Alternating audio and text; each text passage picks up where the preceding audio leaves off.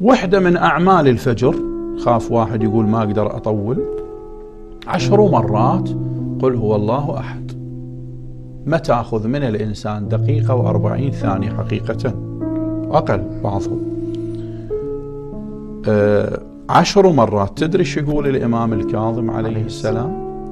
الإمام الكاظم سلام الله عليه يقول: من قرأ الإخلاص أو التوحيد 10 دبر صلاة الفجر دخل في ولاية الله وأرغم الشيطان، يعني أرغم يعني داس على خشمه، ولن يرغمه الشيطان، ما يقدر عليه بعد الشيطان.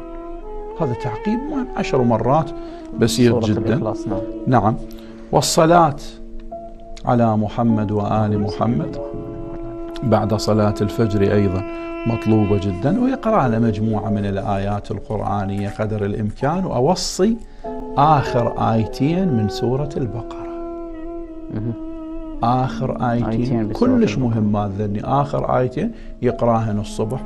طبعا مستحب جدا مولانا، خاف ما ملتفتين الأخوة، مستحب جدا أن صلاة الصبح تصلى بسورة الكافرون. عندنا توصيات جدا مهمة في هذا الموضوع عن الأئمة الطاهرين، عن النبي صلى الله عليه وآله وسلم، صلاة الفجر بسورة الكافرون.